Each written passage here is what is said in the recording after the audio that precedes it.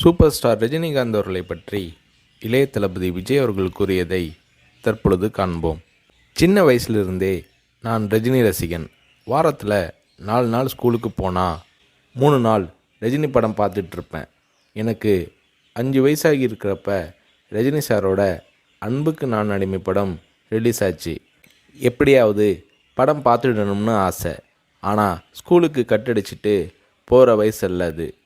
அதனால் நான் என்ன பண்ணினேன்னா, அப்பா ஷூட்டிங்க்கு போன உடனே எங்கள் அம்மா கிட்ட ரொம்ப அடம் பிடிச்சி மேட்னி ஷோவுக்கு போயிட்டேன்.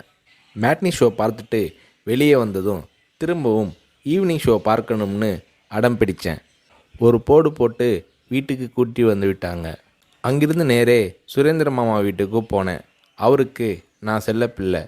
என்னடா திடீர்னு வந்திருக்கேன்னு கேட்டார். அன்புக்கு நான் அடிமை படம் பார்க்கணும்னு சொன்னேன். என்னடா திடீர்னு வந்து சொல்கிறானாரு. இல்லை, கண்டிப்பாக போகணும்னு சொன்னேன். சரி வா, அம்மா கிட்ட போய் சொல்லிட்டு போகலாம்னாரு. இல்லை, அம்மா கிட்ட சொன்னால் திட்டுவாங்க. நான் உங்கள் வீட்டில் இருக்கேன்னு சொல்லிட்டு வந்துட்டேன். படம் பார்த்துட்டு நைட்டு போயிடுறேன்னு. அதே மாதிரி சுரேந்திரர் மாமா கூட போய் 2வது தடவையாக படம் பார்த்துட்டு வீட்டுக்கு வந்துட்டேன். அப்படியும் சும்மா இருக்கலை.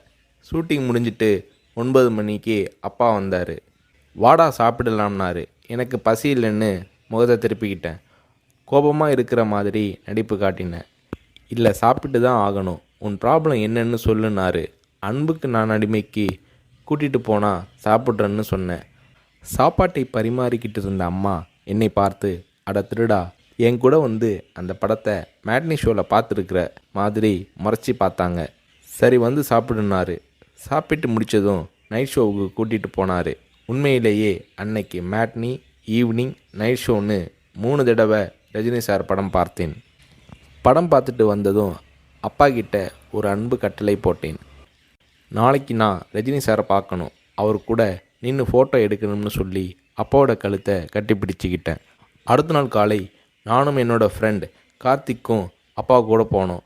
ரஜினி சார் வாகினி ஸ்டுடியோவில் ஏதோ ஒரு ஷூட்டிங்கில் பிஸியாக இருந்தார். நான் ரஜினி சாரை நேரடியாக பார்க்கிறது அதுதான் முதல் தடவை.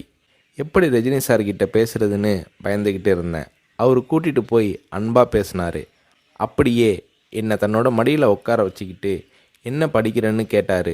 சொன்னேன், நான் உங்கள் கூட நின்று ஃபோட்டோ எடுக்கணும்னு சொன்னேன்.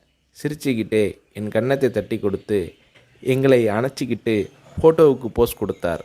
என்னால் மறக்க முடியாது அந்த இனிய நாளை, அவரது அன்பான அரவணைப்பை. வீட்டுக்கு வந்ததும், அப்பா நீங்கள் பெரிய டைரக்டர்னு சொல்கிறாங்க, ஆனால் என்னால் உங்களை டைரக்டராக ஏற்றுக்க முடியாது. எப்போ எங்கள் தலைவர் ரஜினியை வச்சு டைரக்ட் பண்ணுறீங்களோ அன்னைக்கு தான் உங்களை டைரக்டராக ஏற்றுக்குவேன்னு சொன்னேன். அப்பா என்னை பார்த்தாரு. ஒரு ஹிந்தி படம் டைரக்ட் பண்ணுறதுக்காக எங்கள் அப்பா பாம்பே போனார். எனக்கு ஹாலிடேங்கிறதால நானும் அம்மாவும் கூட போயிருந்தோம். மும்பையில் இருந்த ப்ரொடியூசர் பூர்ணச்சந்திர ராவ் எங்கள் அப்பாவுக்கு ஃபோன் பண்ணி கூப்பிட்டதும் அப்பா அவரை பார்க்க போனார். வரும்போது ரொம்ப சந்தோஷமாக இருந்தார். ஹோட்டலுக்கு வந்ததும் என்னை கூப்பிட்டு, விஜய், நான் டைரக்டர் ஆயிட்டேனாரு. ரஜினி சாரை நடிக்க வச்சு டைரக்ட் பண்ண போகிறேன்னாரு. அந்த படம் தான் நான் சிகப்பு மனிதன். நீங்கள் நம்புறீங்களோ இல்லையோ, அந்த படத்தை நான் 17 தடவை பார்த்தேன். நடிக்கணும்னு ஆசைப்படுறியே, உனக்கு நடிப்பை பற்றி என்ன தெரியும்னு எங்கள் அப்பா கேட்டதும் உடனே அப்போதே ஒரு சீன் நடித்து காட்டினேன். அது என்ன சீன் தெரியுமா? அண்ணாமலை படத்தில் ரஜினி சார் பேசிய பெரிய டைலாக் சீன். நான் ரஜினி ரசிகனாக இருந்ததால் அவரோட பல வசனங்களை மனப்பாடம் பண்ணி வச்சுருந்தேன். அதில் ஒரு வசனம் தான் எனக்கு உதவியது.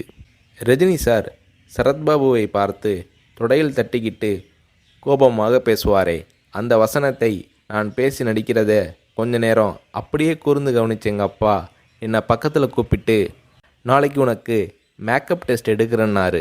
அவர் அந்த வார்த்தைகளை சொல்லி கை குலுக்கியதும் எனக்கு சிறகு முளைச்சி ஆகாயத்தில் பறக்கிற மாதிரி எல்லையில்லாத மகிழ்ச்சி பொங்கியது என்று நடிகர் ரஜினி அவர்களை பற்றி இளைய தளபதி விஜய் அவர்கள் கூறுகிறார்.